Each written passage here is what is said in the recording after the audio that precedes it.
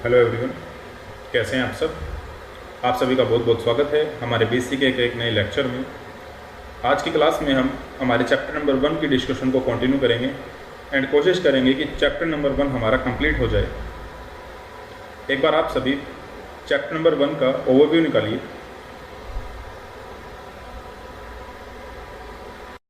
देखिए जी, चैप्टर के 3 हिस्से थे। एक तो डोमेन ऑफ बीसी के, जो कि हमारा पेंडिंग चल रहा है, ह्यूमन एक्टिविटीज़ जो कि हमारा पेंडिंग चल रहा है, और फॉर्म ऑफ बिजनेस ऑर्गेनाइजेशन, ये हमने लास्ट क्लास तक कंप्लीट कर लिया था। तो आज को हम कंप्लीट करेंगे, वो करेंगे ह्यूमन एक्टिविटीज़ उठाएंगे सबसे पहले, उसके बाद में हम कोशिश करेंगे कि डोमेन ऑफ बीसी के भी कंप्लीट कर लें। ठीक है जी, देखिएगा जी।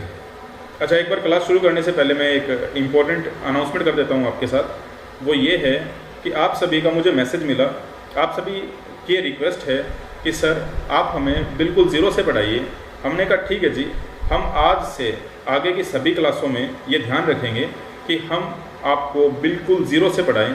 और आपकी एक दूसरी रिक्वेस्ट ये थी कि आप लाइन बाय लाइन मॉड्यूल से पढ़ना चाहते हैं। ठीक है जी, हम पूरी कोशिश करेंगे, लेकिन एक चीज़ ध्यान रखना, जहाँ पर इररेलीवेंट चीज़ें होंगी मॉड्यूल के अंदर, फॉर एग्जाम्पल लाइक जो अननेसेसरी पेप टॉक होती है, वो हम हटा देंगे। ठीक है जी, चलिए जी देखते हैं। आप सभी पेज नंबर 1.7 निकालिए।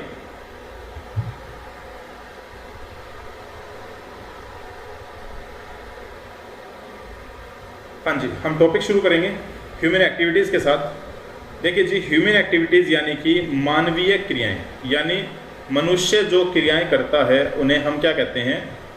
Human activities. सर मानव क्या क्रियाएं करता है? खाना, पीना, रहना, खेलना, दौड़ना, भागना। सर मानव तो बहुत सी क्रियाएं करता है। हमने कहा बहुत सही, लेकिन मानवीय क्रियाओं को हम दो भागों में बांटेंगे। पहली है आर्थिक क्रियाएं और दूसरी हैं अनार्थिक क्रियाएं। ठीक है जी, अब आप समझिए, हम मॉड्यूल में आगे बढ़ने से पहले इतना ही क्लियर कर लेते हैं कि हमारे यहाँ आर्थिक क्रियाएं और अनार्थिक क्रियाएं क्या हैं। ठीक है जी, ध्यान दीजिएगा जी। देखिए जी,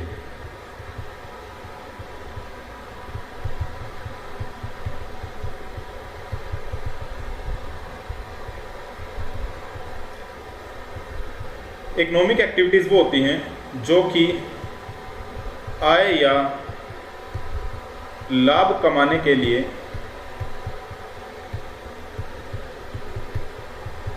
की जाती हैं। ठीक है जी, और नॉन इकोनॉमिक एक्टिविटी यानी कि जो इकोनॉमिक एक्टिविटीज़ नहीं हैं, वही क्या है? Non economic activities. ठीक है जी, अब देखते हैं जी, हम लाभ कमाने के लिए कौन कौन सी क्रियाएं करते हैं। फॉर एग्जाम्पल, सबसे पहले हम बात करते हैं हमारे जीवन का सबसे मेन फंडामेंटल एरिया। सर हमारे जीवन का मेन फंडामेंटल एरिया क्या है? खाना। ये बताइए, हम जिंदगी में और कुछ करें ना करें, हम खाना तो खाते ही हैं। ठीक है जी, सर खाना मानवीय क्रिया है। मैंने कहा बिल्कुल। सर क्या ये जानवर नहीं करते? मैंने कहा जानवर भी खाना खाते हैं, लेकिन फिलहाल किसके ऊपर फोकस करेंगे हम? मानव के ऊपर। ठीक है जी, तो एक बात बताइए, एक तो खाना बनाने वाला है, ठीक है जी, और एक है खाना खाने वाला। एक मिनट, सॉरी, हाँ जी, खाने वाला। Okay, please excuse my hand writing. हाँ जी, ये बताइए, ये खाने वाले तो हैं हम। ठीक है जी, इसे कोई मतलब नहीं है, खाना चाहे कहीं से भी आए, हमें तो खाने से मतलब है। लेकिन जो बनाने वाले हैं वो दो प्रकार के व्यक्ति हो सकते हैं। ठीक है जी, एक तो खाना घर में हमारी बना रही है मम्मी, ठीक है जी, और आपको मम्मी के हाथ का खाना पसंद नहीं। फॉर एग्जाम्पल, मम्मी ने आज बना दी है घिया की सब्जी, और आप सब क्या कहोगे? नहीं, आज घिया भी है तो नहीं खाने वाले हम। तो ये बताइए, आप क्या करते हैं? आप जोमेटो या स्विगी से फूड ऑर्डर करते हैं। तो मुझे बताइए, जो होटल वाला है वो भी तो आपके लिए खाना बना के दे रहा है। यानी सर, खाना बनाना और खाना मानवीय क्रिया है, लेकिन खाने वाले की बात नहीं हो रही है। किसकी बात हो रही है? खाना बनाने वाले की बात। सर और थोड़ा डिटेल में जाइए। मैंने कहा ठीक है जी, समझिए। ये बताइए, खाना खाने वाला यानी कि ये है डिमांड साइड, और ये है बनाने वाला यानी कि सप्लाई साइड। ये बताइए, खाना बना बना के रखा जाए और कोई खाने वाला ही ना हो तो उसका तो कोई रेलिवेंस नहीं है, और खाली खाने वाले खड़े हों और कोई बना के देने वाला नहीं हो तो भी कोई रेलिवेंस नहीं है। यानी हमेशा दो लोगों का होना ज़रूरी है, एक डिमांड साइड में और एक सप्लाई साइड में। सर डिमांड साइड वाले को छोड़ो, बात करते हैं सप्लाई साइड वाले की, क्योंकि देखो आय कमाना, मुझे एक बात बताओ, जो खाने वाला है, आप जो हैं आप तो खर्चा कर रहे हैं ना, कमाने की बात करते हैं सर, कमाने की बात करते हैं होटल वाले से। ये बताइए क्या होटल वाला आपको खाना खिलाएगा, क्या ये पैसे कमाएगा या नहीं कमाएगा? हमने कहा सर बिल्कुल कमाएगा, इसीलिए तो ये बैठा है। लेकिन इसके दूसरे हिस्से की तरफ आइए, बात करते हैं मम्मी की। क्या मम्मी भी आपसे पैसे कमाएगी खाना खिला के? आपने कहा सर कैसी कैसी अजीब सी बातें करते हो, यदि मम्मी ने सुन लिया तो चप्पल से पिटाई होगी। इसका मतलब क्या है? मम्मी कमाई नहीं करती जबकि होटल वाला कमाई करता है। तो आप एक बात बताइए, हमारे यहाँ पर जो होटल वाला बंदा है वो क्या कर रहा है? Economic activity. और हमारे यहाँ जो मम्मी खाना बना कर दे रही है वो क्या है? Non economic activity. तो क्या आप समझ गए? जो लाभ और आय कमाने के लिए की जाती है वो क्या कहलाती हैं? Economic activity. और जो लाभ कमाने के लिए नहीं की जाती है वो क्या कहलाती हैं? Economic activity.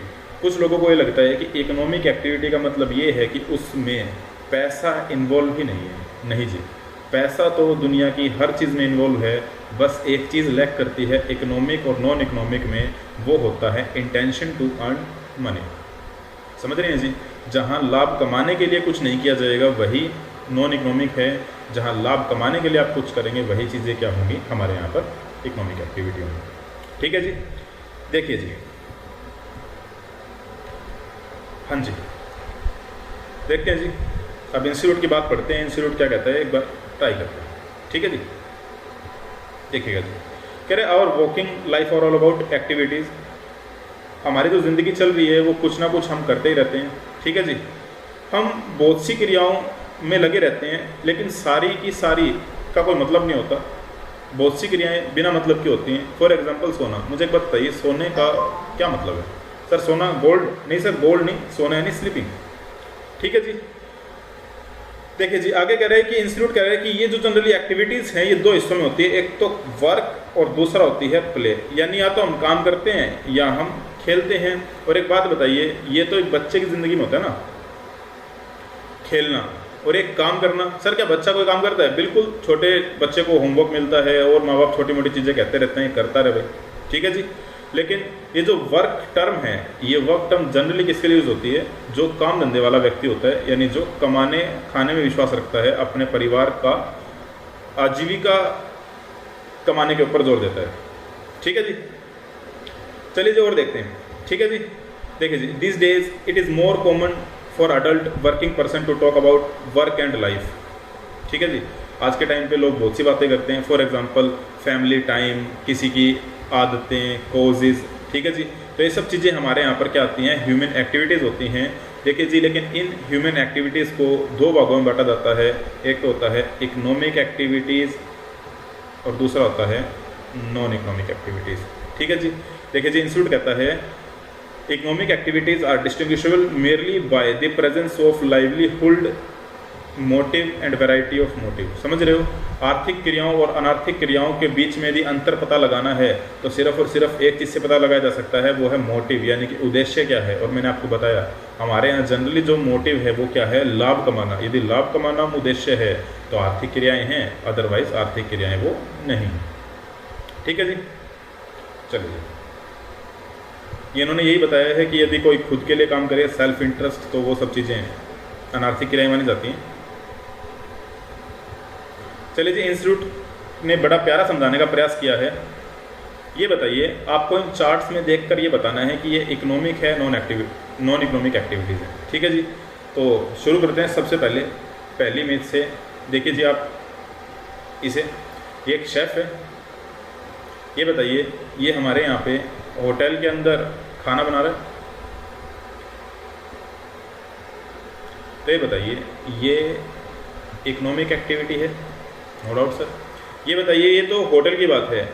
हम लोग होटल में नहीं जाकर रास्ते में भी तो कुलचे की दुकान पर या फिर रेडी से चीज़ें खरीदते हैं, तो ये बताइए क्या उसका उद्देश्य भी लाभ कमाना होता है? बिल्कुल जी। तो ये क्या है? Economic activity. लेकिन आप वहाँ पर भी ना खाकर घर पर खाना खाना चाहें, यानी हमारी मम्मी खाना बनाए, तो ये नॉन इकोनॉमिक एक्टिविटी हो जाएंगी। क्या आप पिक्चर देखकर समझ पा रहे हैं कि इकोनॉमिक एक्टिविटी और नॉन इकोनॉमिक एक्टिविटीज़ क्या हैं? ठीक है जी। अगला एग्जाम्पल देखिए। अब आप खुद बताइए ये इकोनॉमिक एक्टिविटी है, नॉन इकोनॉमिक एक्टिविटी है? आप सभी का जवाब आया होगा सर नॉन इकोनॉमिक एक्टिविटीज़ है। लेकिन सर ग्राउंड लेवल की बात कर लेते हैं, बिल्कुल ज़ीरो लेवल पर। ये बताइए यदि ये लोग जुआ खेल रहे हैं, फिर सर ऐसा भी होता है? बिल्कुल होता है जी, लोग सट्टा लगा के काम करते हैं। तो ये बताइए यदि ये जुआ खेल रहे हैं, फिर तो लाभ कमाना उद्देश्य हो गया है, और फिर हम कहेंगे कि ये इकोनॉमिक एक्टिविटी है। लेकिन ये सब बोलना पाप है, इसलिए हम कहते हैं कि ये क्या है? नॉन इकोनॉमिक एक्टिविटीज़ है। ठीक है जी, ओके जी। आगे बात करते हैं पीटा। ये क्या है जी? एक वेट है। Sir wait? अरे वेट मतलब जानवरों का डॉक्टर। ठीक है जी। ये बताइए जानवरों का डॉक्टर जो आपको सर्विसेज देता है वो इकोनॉमिक है, नॉन इकोनॉमिक है? सर यदि वो खुद के ही कुत्ते का इलाज करे तो नॉन इकोनॉमिक, लेकिन यदि वो दूसरों के कुत्तों का इलाज करे तो वो क्या है? इकोनॉमिक। तो हम इसे क्या मान के चल रहे हैं? इकोनॉमिक। इसे आप देख रहे हैं, बताने की ज़रूरत ही नहीं है क्या है? Non economic. आगे देखिए जी। हाँ जी, देखिए जी, बर्थडे सेलिब्रेशन हो रहा है तो आप सभी समझ ही रहे हैं, नॉन इकोनॉमिक। सर बर्थडे की जो पार्टियाँ खर्चा हो रहा है, तो अरे तो खर्चा होना इंपॉर्टेंट थोड़ी ना है, इंपॉर्टेंट क्या है? मोटिव। क्या यहाँ लाभ कमाना उद्देश्य है? नहीं। लेकिन एक बात बताइए सर, यदि कोई व्यक्ति इनकी बर्थडे पार्टी को ऑर्गेनाइज करके दे रहा है, यानी कि इवेंट मैनेजर है, फिर ये एक्टिविटी कहाँ कवर हो जाएगी? इकोनॉमिक एक्टिविटी में। ठीक है जी।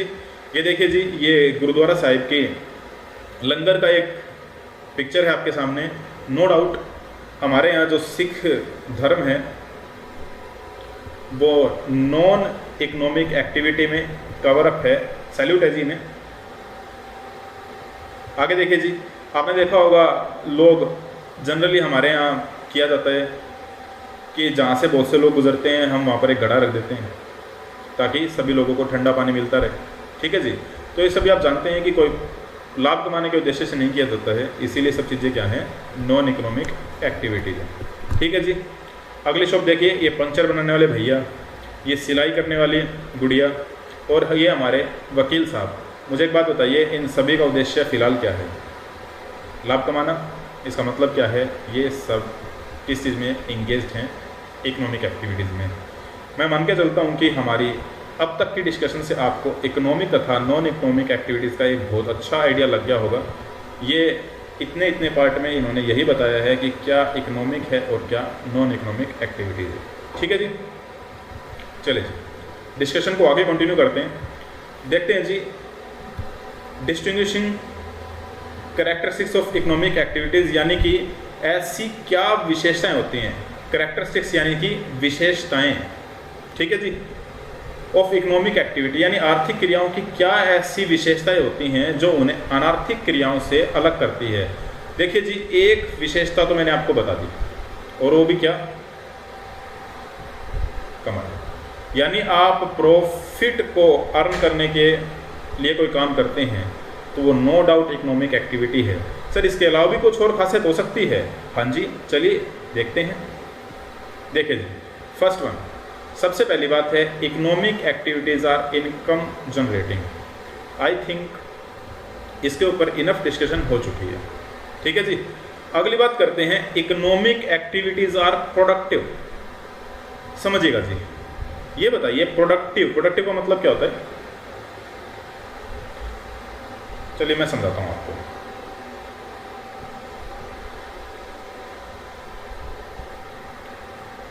समझिए जी, हमारे यहाँ बात हो रही है प्रोडक्टिविटी की। ठीक है जी। एक एग्जांपल की सहायता से मैं आपको समझाता हूँ कि प्रोडक्टिविटी क्या होती है। मान के चलिए, बिल्कुल ग्राउंड लेवल पर एग्जांपल लूँगा। ठीक है जी।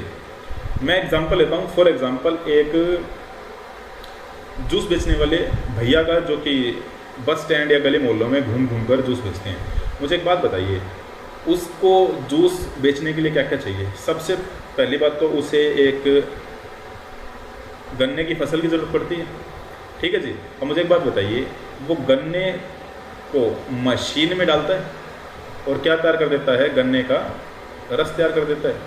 मुझे एक बात बताइए, क्या इसने कुछ कलाकारी दिखाई? कलाकारी यानी कि प्रोडक्टिविटी, समझ रहे हो? ये बताओ इसकी कलाकारी क्या है? इसकी कलाकारी क्या है? गन्ने का सब्सटेंस चेंज करके उसे किस रूप में ले आया? रस के रूप में। क्या मेरी बात समझ रहे हैं? प्रोडक्टिविटी, प्रोडक्टिविटी मतलब कि कुछ ना कुछ वैल्यू एडिशन कर देना, सब्सटेंस चेंज कर देना। लेकिन यदि मैं कहूँ कि एक काम कर, तो गन्ने को बनाकर दिखा। सर गन्ने को बना के दिखा, क्या मतलब? मैं कह रहा हूँ गन्ना उगाया जाता है, गन्ना बनाया नहीं जाता, समझ रहे हैं? गन्ने को उगाना यानी कि एग्रीकल्चर, गन्ने को बनाना यानी कि मैन्युफैक्चर। ये बताओ क्या आज तक ऐसी कोई टेक्निक बनी है जिससे फैक्ट्री में गन्ना बना लिया जाए? हमने कहा नहीं सर, गन्ना तो उगाया जाता है। इसका मतलब क्या है? मनुष्य की एक लिमिटेड वैल्यू है, वो ये कि हम हर चीज़ में प्रोडक्टिविटी दिखाते हैं। हम किसी चीज़ के सृजनकर्ता नहीं हैं, यानी हम निर्माण नहीं करते, हम सिर्फ स्वरूप परिवर्तन करते हैं। और इसी स्वरूप परिवर्तन को हम क्या कहते हैं? प्रोडक्टिविटी कहते हैं। ठीक है जी, चलिए देखते हैं। देखिए जी, man can not create matter, हम कोई चीज़ बना नहीं सकते, बट यूजिंग समथिंग, समझ रहे हो? Ingenuity, man can transform matter variously to produce the goods and services for the satisfaction of various need. हम बना नहीं सकते, लेकिन हम ट्रांसफॉर्म कर सकते हैं किसी चीज़ को, ताकि हम क्या कर सकें? बहुत सी आवश्यकताओं की फुलफिलमेंट कर सकें। ठीक है जी, एक बार दोबारा समझते हैं इस बात को। देखिए जी, ये बताइए, खाना यानी कि जो आटा, दाल, चीनी एक्सेट्रा जो मटेरियल लगता है, वो सब ट्रांसफॉर्म करते हैं। कौन करते हैं? होटल वाले या मम्मी? भाई खाना तो बनाएंगे ना, रॉ मटेरियल तो लगेगा। ये बताइए, आटा, दाल, चीनी को कन्वर्ट किया मम्मी ने, तो कन्वर्जन तो मम्मी ने भी किया। आटा, दाल, चीनी को कन्वर्ट किया होटल वाले ने। तो हम कन्वर्ट तो कर रहे हैं, लेकिन दोनों के मोटिव में फ़र्क है। इनका मोटिव था, उद्देश्य ये था लाभ कमाना, इनका उद्देश्य लाभ कमाना नहीं था। इसीलिए हम कह सकते हैं कि जो भी प्रोडक्टिविटी आप लाभ कमाने के लिए करेंगे, वही क्या होगी? इकोनॉमिक होगी। देखिए जी, थोड़ा सा और एग्जांपल इन्होंने लिखा है। देखिए जी, इन्होंने कहा राइटिंग ऑफ सॉफ्टवेयर प्रोग्राम, यानी जो ये इंजीनियर होते हैं, कंप्यूटर इंजीनियर, ये सॉफ्टवेयर बनाते हैं। फॉर एग्जांपल टैली या फिर विंडोज़ या फिर कोई एंटीवायरस बनाता है। यदि खुद के लिए बना रहे हैं तो ये नॉन इकोनॉमिक एक्टिविटी हो गई। लेकिन ये इनकम जनरेट करने के लिए बना रहे हैं, तो ये क्या हो जाएगी जी? इकोनॉमिक एक्टिविटी जाएगी। ठीक है जी, ओके जी। नेक्स्ट पॉइंट समझते हैं। कहता है even consumption is an economic activity. आप समझ रहे हैं, डिमांड साइड की बात कर रहे हैं। देखिए जी, लिखा भी इंस्टीट्यूट ने, consumption represent the demand side of economic. हमारे ग्राफ में देखिए, ये बताइए, ये हमारे यहाँ पर इकोनॉमिक एक्टिविटी है। सर कौन से वाली? हम कह रहे हैं, देखिए इकोनॉमिक एक्टिविटी कहाँ से है?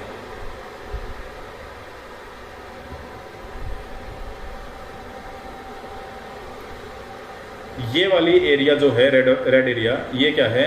Economic activity. ये है सप्लाई साइड, ये है डिमांड साइड।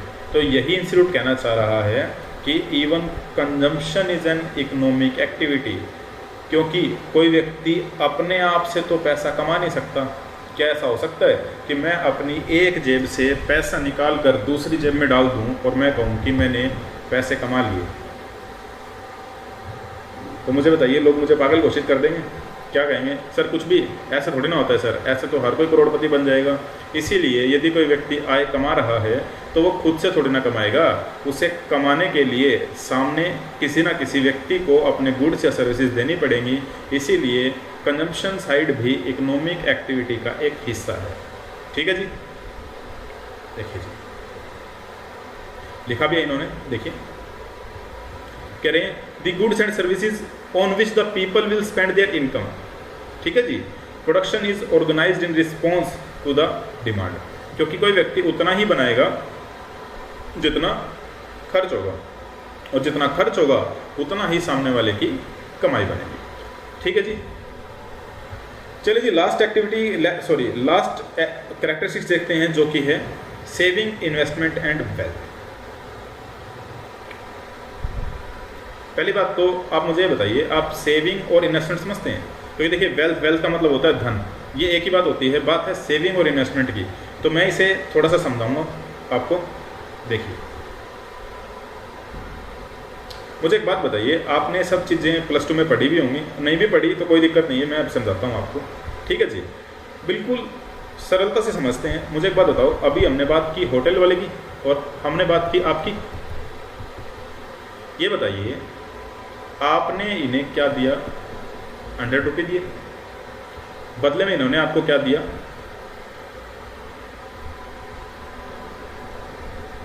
फूड दिया। आप जानते हैं इस चीज को बोलते हैं मनी फ्लो, और इस चीज को बोलते हैं हमारे यहां पर रियल फ्लो। ठीक है जी। और आप याद कीजिए, होटल वाले को हमारे यहां पर बोलते थे सप्लायर, और हमारे यहां पर इसको बोलते थे कंज्यूमर। सर कुछ याद तो आ रहा है। मैंने कहा चलिए जी कोई बात नहीं, और अच्छे से समझाते हैं। ये बताइए, हमारे यहाँ पर जो एक होती है इकोनॉमी, उसके 2 हिस्से किए जाते हैं। याद कीजिए, हिंदी मीडियम में समझाने का प्रयास करता हूँ। एक तो होता है उपभोक्ता, यानी कि जिसको हम बोलते थे गृहस्थ। एक होता था उत्पादक क्षेत्र। ठीक है जी। ये बताइए, जो गृहस्थ क्षेत्र होता था, इसके पास में क्या होते थे? उत्पादन के साधन। मैं इकोनॉमिक्स रिवाइज कर रहा हूँ एक तरह से आपकी। और जो उत्पादक क्षेत्र होता था वो क्या बनाता था?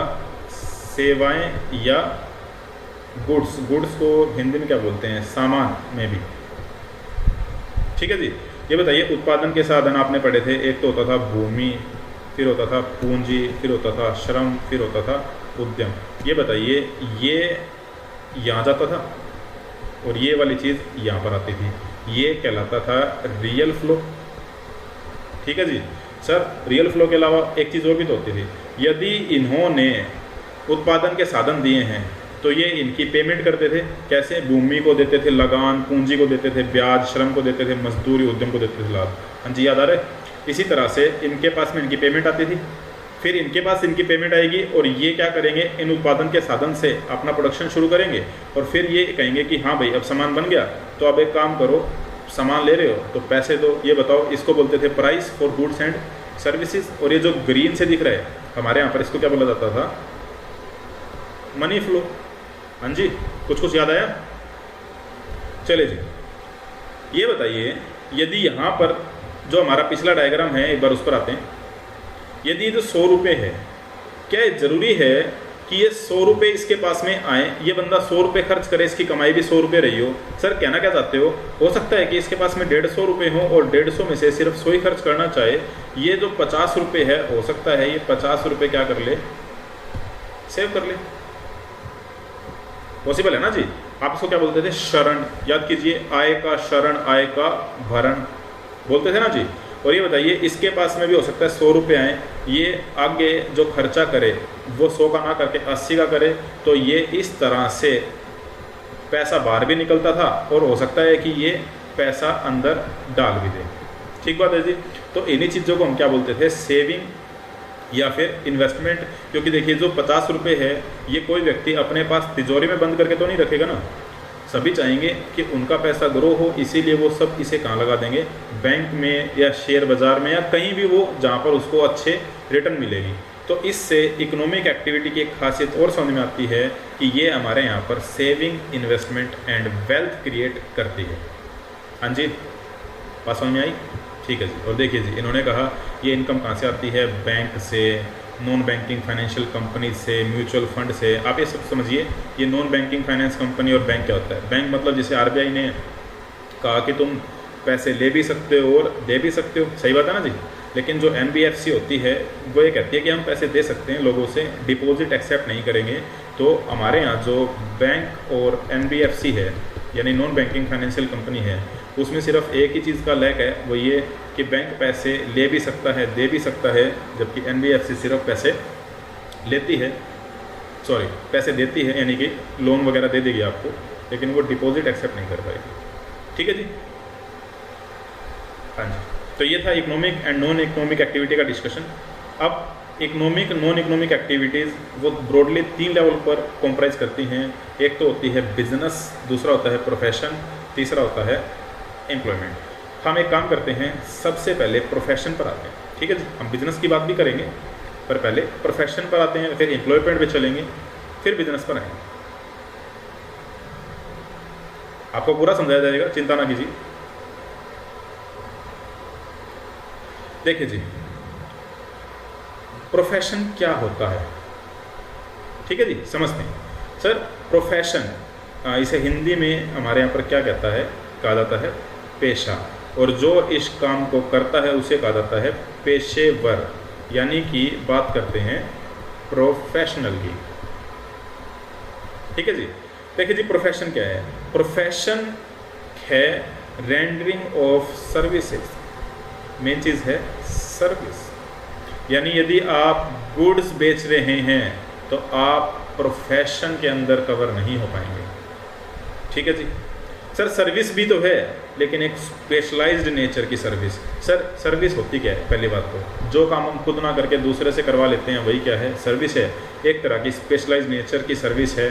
फॉर एग्जांपल अकाउंट्स बनाने की सर्विस, ऑडिट करवाने की सर्विस, डॉक्टर की सर्विस, समझते हैं जी, इंजीनियर की सर्विस, ये सब चीज़ें हैं।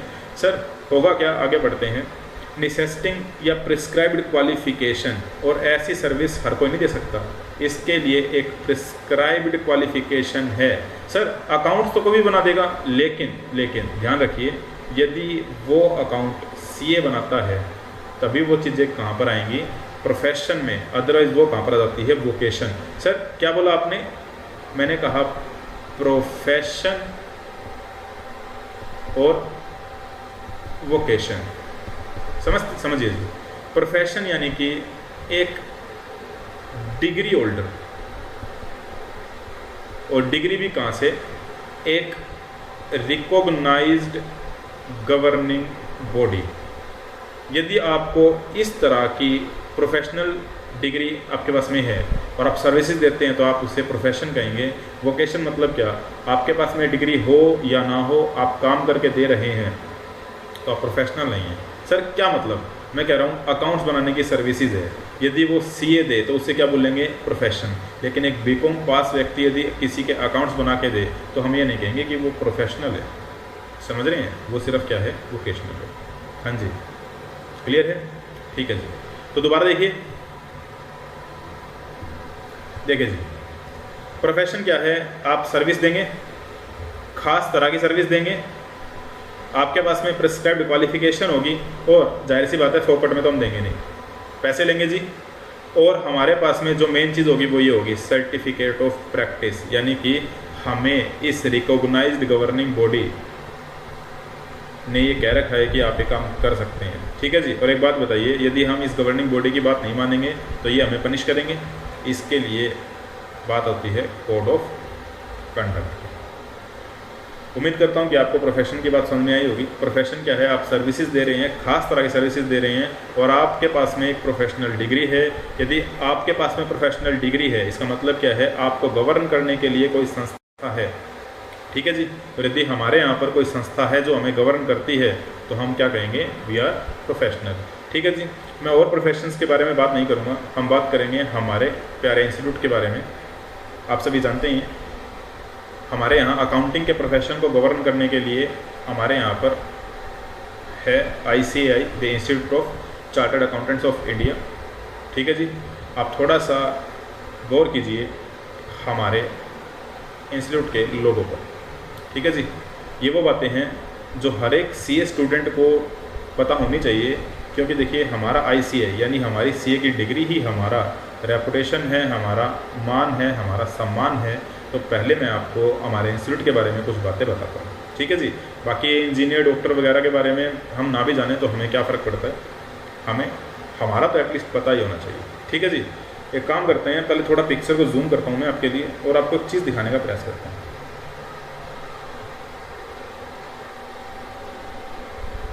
देखिए जी, आप सभी को विजिबल है, ये ऐसे शब्द से जागृति संस्कृत में शब्द है और ऊपर गरुड़ की यानी कि बाज की तस्वीर है। हम आपको इसका मतलब समझाते हैं कि हमारे इंस्टीट्यूट का वेट ए मिनट प्लीज,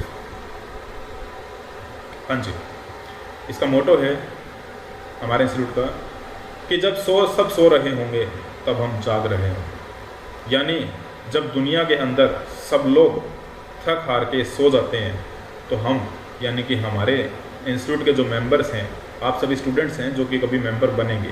ठीक है जी, हम तो आपको हमारे फैमिली में, हमारी कम्युनिटी में आपका स्वागत पहले से ही करके बैठे हैं। तो आप समझिए हम वो लोग हैं, हम तब मेहनत करते हैं जब सब लोग सोते हैं। सर ये तो बिल्कुल सच है सर, सीए करने में घुसे हैं मतलब रातों की नींद हराम हो गई है सर हमारी, सब लोग सोते रहते हैं, हम जागते रहते हैं उल्लू की तरह। तो सर क्या हम उल्लू बन गए हैं? हमने कहा नहीं जी, एक बहुत ही खास बात है, वो ये है कि सपने उन्हीं के पूरे होते हैं जो सपने के लिए अपनी नींद को छोड़ने के लिए तैयार रहते हैं। किसी ने एक बात कही थी, मुझे याद नहीं आ रहा उन्होंने किसने कहा था, लेकिन बात बड़ी प्यारी थी। वो ये थी कि सपने वो नहीं होते जो हम जागते हुए देखते हैं, सपने वो होते हैं जो हमें सोने नहीं देते। हाँ जी, मुझे याद आ गया, हमारे राष्ट्रपति, हमारे स्वर्गीय राष्ट्रपति अब्दुल कलाम जी ने ये बातें कही थी। तो बिल्कुल सही बात है, हमारे सपने बड़े हैं, हमें जागना पड़ेगा। सर मैं ये तो मतलब समझ में आया। अब सर ये गरुड़ का क्या चक्कर है, ये बाज का क्या चक्कर है? मैं कहता हूँ आप देखिए, गरुड़ को पक्षियों का राजा कहा जाता है। वो इसलिए कहा जाता है कि सभी के सभी पक्षी आसमान में बादल होने पर या आसमान खराब होने पर वो अपने अपने घोंसलों में छिप जाते हैं, जबकि गरुड़ या बाज ही एक ऐसा पक्षी है जो बादलों को चीर के उनके ऊपर से उड़ता है। इसका मतलब क्या है सर? क्योंकि बाज को इतना हार्ड ट्रेन किया जाता है कि उसके सामने मुश्किलें कुछ होती ही नहीं हैं, वो मुश्किलों का सीना चीर कर आगे निकल जाता है। और इन सब के लिए हमें ट्रेन करता है कौन? हमारा आईसीआई। सर आईसीआई ऐसी ट्रेनिंग क्यों देता है? मैं इसके लिए आपको एक कहानी सुनाना चाहूँगा, आप सभी प्लीज़ गौर से सुनिए, क्योंकि देखिए मॉड्यूल तो हम पढ़ेंगे ही। हमारा उद्देश्य क्या है? हमारा उद्देश्य ये है कि आपको एक बेहतरीन प्रोफेशनल बनाना, आपको समझ में आए कि हमारे आईसीआई ने हमारे के लिए क्या एफर्ट किए हैं। ये सीए कोर्स है, आपकी ज़िंदगी बदल देगा। एक कहानी सुनिए उसके प्रति, ठीक है जी? सुनिए जी, एक गाँव में एक व्यक्ति था, वो चारपाई पे सो रहा था, तो उसे नींद नहीं आ रही थी। वो अपने आसपास की चीज़ों पे नज़र दौड़ा रहा था। तो उसने पता क्या देखा? उसने ये देखा कि कुछ मुर्गी के बच्चे हैं, वो रास्ते में पड़े दाने को चुग चुग के खा रहे हैं, जो कि उनकी आदत होती है, नॉर्मल चीज़ें हैं, कोई बड़ी चीज़ नहीं है। उसे एक चीज़ ने बड़ा हैरान किया। उसने देखा कि एक बाज का बच्चा है जो उन मुर्गियों के साथ ही दाने चुग चुग के खा रहा है। उसे बड़ी हैरानी हुई कि यार ये क्या हो रहा है, ये बाज है। बाज का ऐसा व्यवहार कि वो गिरी हुई चीज़ों को ऐसे उठा उठा के खाए, ये उसका व्यवहार नहीं है। तो उसने इसके बारे में जड़ से जानने की कोशिश की। तो उसे पता चला कि जो मुर्गी थी उसने उस बाज की परवरिश की थी। सर क्या मतलब? मैं कह रहा हूँ कि एक अंडा मिला होगा मुर्गी को, तो माँ के स्वरूप के कारण उसने अपने अंडों के साथ ही बाज के अंडे को भी रख लिया होगा। और जब बच्चा निकला होगा तो बाज ने सबसे पहले किसे देखा होगा? मुर्गी को और दूसरे बच्चों को।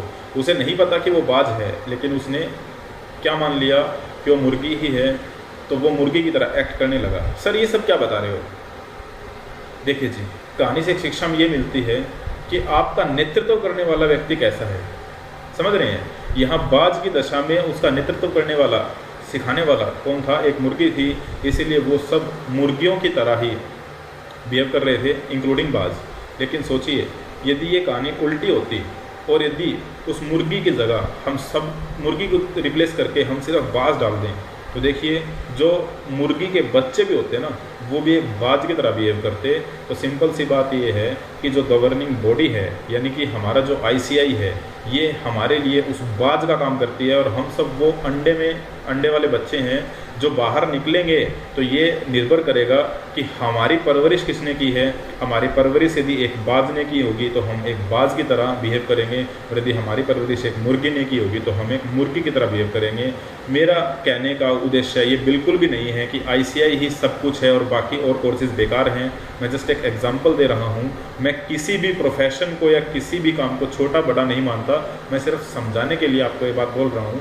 और एक कहावत भी है हमारे भारतीय समाज में कि यदि 100 कुत्तों का नेतृत्व एक शेर कर रहा है तो वो सभी के सभी शेर की मौत मरेंगे लड़ते हुए, और यदि 100 शेरों का नेतृत्व एक कुत्ता कर रहा है तो वो सब के सब कुत्ते की मौत मरेंगे।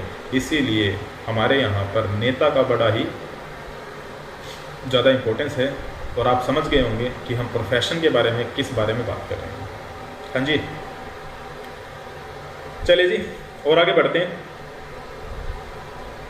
बाकी की चीज़ आप देख लेना। देखिए जी, ये प्रोफेशन के बारे में था। एम्प्लॉयमेंट के बारे में भी जानते हैं। एम्प्लॉयमेंट का टॉपिक एक बार मुझे ढूंढ लेने दीजिए।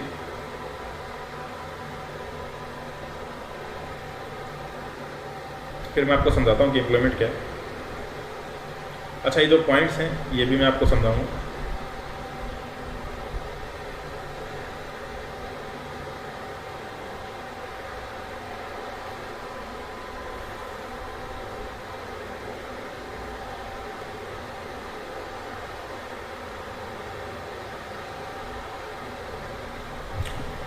Wait a minute please.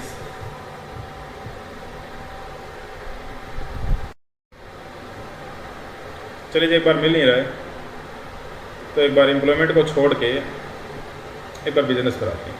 ठीक है जी। हाँ, मिल गया सॉरी। देखिए जी, एम्प्लॉयमेंट प्रोफेशन से ऊपर ही दे रखा है। देखिए जी, एम्प्लॉयमेंट क्या है ये बताइए। जो प्रोफेशन था, समझते हैं हम क्या कर रहे थे, सर्विस दे रहे थे ना। यानी जो व्यक्ति सर्विसेज देता है वो क्या कहलाता है, प्रोफेशनल। मेरी बात ध्यान से समझिएगा, ठीक है। चलिए जी, मैं एक नोट से समझाता हूँ ये बात, आपको और बेटर क्लियर होगा।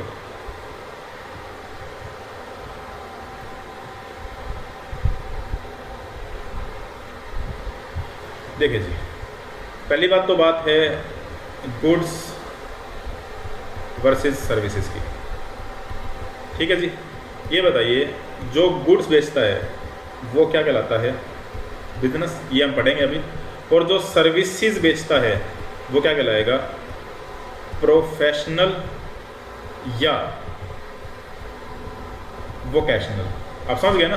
प्रोफेशनल यानी कि जिसके पास में गवर्न करने के लिए एक रेगुलेटरी बॉडी होगी वो, और वोकेशनल यानी कि जिसके पास में कोई गवर्निंग बॉडी नहीं होगी। फॉर एग्जांपल के लिए मान लेते हैं प्रोफेशनल यानी कि CA और वोकेशनल यानी कि BCom, दोनों ही अकाउंटिंग की सर्विसेज दे रहे हैं। मेरी बात ध्यान से समझिएगा, आपको एम्प्लॉयमेंट का मतलब समझ में आएगा। ठीक है जी। अब ये है प्रोफेशन। ठीक है जी, बात करते हैं एम्प्लॉयमेंट की। सर, तो क्या एम्प्लॉयमेंट का मतलब भी सर्विसेज देना ही है? मैंने कहा हाँ जी, बिल्कुल। यानी सर्विसेज देने वाला है तो होगा प्रोफेशनल वोकेशनल, या फिर वो होगा एम्प्लॉयमेंट में। सर क्या मतलब? बस एक शब्द का फर्क है दोनों में, और वो है इंडिपेंडेंस। सर इंडिपेंडेंस मतलब, एम्प्लॉयमेंट मतलब हमने किसी के साथ एक कॉन्ट्रैक्ट कर लिया कि जो आप कहोगे हम वो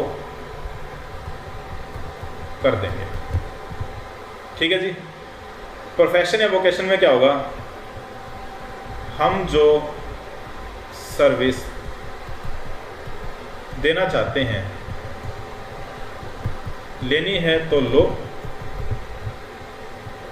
नहीं तो भागो। मतलब क्या है, सामने वाला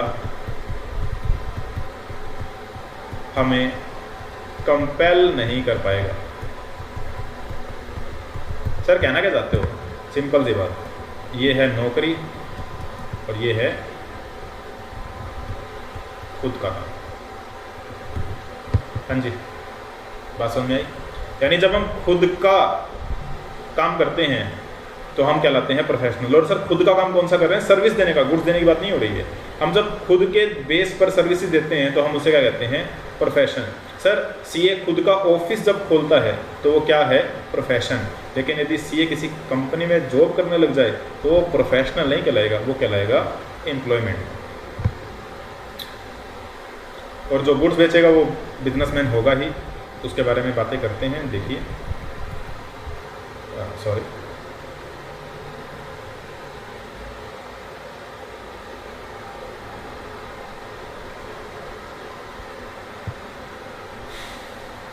हाँ जी देखिए जी, employment is a contract of service. बात है सर्विस की, किसके बीच में, एम्प्लॉयर एंड एम्प्लॉय। समझ रहे हो, ये जो रिलेशनशिप है ये होना बड़ा ज़रूरी है। यदि ये रिलेशन नहीं है तो हम उसे एम्प्लॉयमेंट नहीं कहेंगे। ठीक है जी, ओके जी। और होगा क्या, जॉब डिस्क्रिप्शन मालिक बताएगा आपको क्या करना है, आपको पीरियड कंपनसेशन यानी कि पैसे मिलेंगे, और जॉब करने के लिए कुछ मिनिमम क्वालिफिकेशन होनी ही चाहिए। फॉर एग्जांपल अकाउंट्स बनाने हैं तो कोई बीकॉम वगैरह के लिए बोल सकता है कि बीकॉम से नीचे हम काम नहीं करवाएंगे। ठीक है जी, तो ये हमारे यहाँ पर एम्प्लॉयमेंट था और साथ में प्रोफेशन था। अब बात कर लेते हैं बिजनेस की। ठीक है जी, बिजनेस ज़्यादा कुछ नहीं है, बस अपना सामान बेचो, क्या है बिजनेस है, पर फिर भी डिस्कस कर लेते हैं।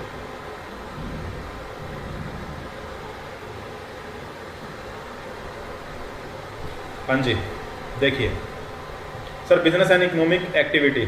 ठीक है जी, देखिए जी, हमने कहा हम लोग कौन है, सप्लाई साइड के हैं, और हम क्या करते हैं, हम प्रोडक्शन को कमर्शियल स्केल पर बेचते हैं, यानी वाणिज्यिक गतिविधियों के अंदर हम सब इंक्लूड हैं। सर ये सब तो वही बातें हैं। देखिए मेन चीज़ें कहाँ लिखी हैं, ये लिखी है, बिजनेस में भी defined as economic activities. Obvious सी बात है, यदि आर्थिक क्रिया यानी कि लाभ कमाने के लिए नहीं है तो वो बिजनेस नहीं कहलाएगा। ठीक है जी, comprises the entire spectrum of activity pertaining to production, distribution, trading of goods and services। समझ रहे हो सर, क्या क्या बातें लिखी हैं, बनाने से लेकर बेचने तक का सारा जो एक्टिविटीज़ है वो किस में कवर हो जाता है, बिजनेस में कवर हो जाता है। और हाँ, बहुत सी सर्विसेज भी हमारे यहाँ पर कवर हो जाएंगी। इसका एग्जांपल नीचे आएगा। ठीक है जी, वो हम देखेंगे। देखिए जी, कुछ क्वेश्चंस हैं हमारे यहाँ पर। इन्होंने कहा बहुत सी इंडस्ट्री होती है हमारे यहाँ पर। सबसे पहला क्वेश्चन ये है कि क्या एग्रीकल्चर एक इंडस्ट्री है, तो क्या ये बिजनेस है। हमने कहा देखा जाएगा जी। अब एक बात बताइए, खेती वाला बंदा आर्थिक क्रियाएं कर रहा है, अनार्थिक क्रियाएं कर रहा है। सर यदि वो खुद के लिए खेती कर रहा है तो अनार्थिक क्रिया होगी, तो वो बिजनेस नहीं हुआ। लेकिन यदि वो सामान उगाए, फ्रूट्स एंड वेजिटेबल वगैरह उगाए और उसे मार्केट में बेचने निकले, तो वो आर्थिक क्रिया है। सर आर्थिक क्रिया है तो सर क्या वो गुड्स बेच रहा है, मैंने कहा बिल्कुल जी। यदि वो गुड्स बेच रहा है तो वो क्या है, हमारे यहाँ पर एक बिजनेस है। ठीक है जी, यही बातें इन्होंने नीचे लिखी हैं।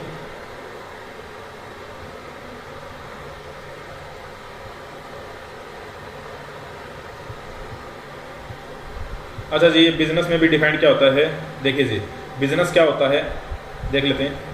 बिजनेस में भी defined as one's usual occupation of creating, owning and activating, operating and an economic organization that is a firm. देखिए जी, वही बातें घुमा फिरा के लिख रहे हैं। ठीक है जी, कि बिजनेस क्या है, सब कुछ बनाना, इकट्ठा करना, पहुंचाना, ये सभी क्या होता है, ऑर्गेनाइजेशन के रूप में बिजनेस कहलाता है। तो आई थिंक डजंट मैटर ये सब चीज़ें। देखिए जी, तो इन्होंने कहा है कि कुछ पिक्चर्स हैं, आप मुझे बताइए बिजनेस में है या नहीं है। फॉर एग्जांपल देखिए जी, here are few headlines from news channels. ये कुछ न्यूज़ चैनल की हेडलाइन है। ठीक है जी, देखिए जी, let us see if these pertain to definition of business in its broadcast, intermediate और माइक्रो लेवल, कि ये बिजनेस को कैसे कैसे लेवल पर बताती हैं। ठीक है जी, सॉरी एक मिनट।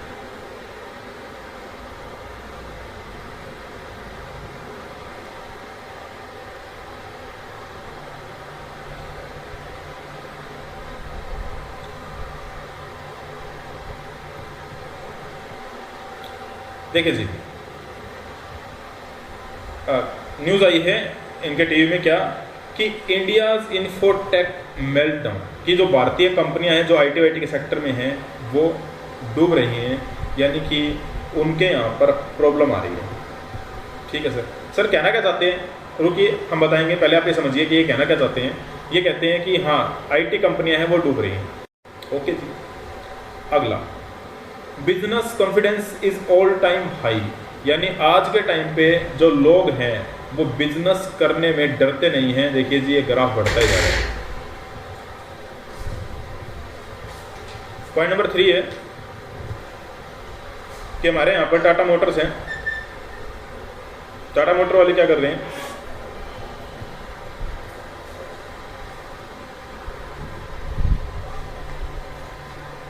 एक मिनट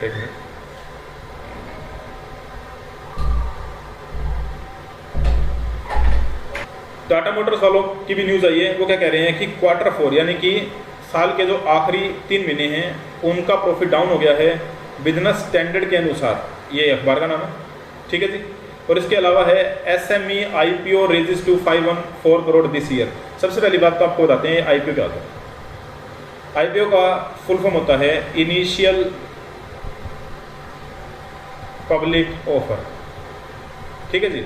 ये IPO क्या है, देखिए जी हम जब कंपनी ओपन करते हैं तो हमें लोगों के पैसे की ज़रूरत नहीं पड़ती ज़्यादा ग्रो करने के लिए, लेकिन जैसे जैसे हम अपने बिजनेस को ग्रो करते हैं हमें पैसे की ज़रूरत पड़ती है।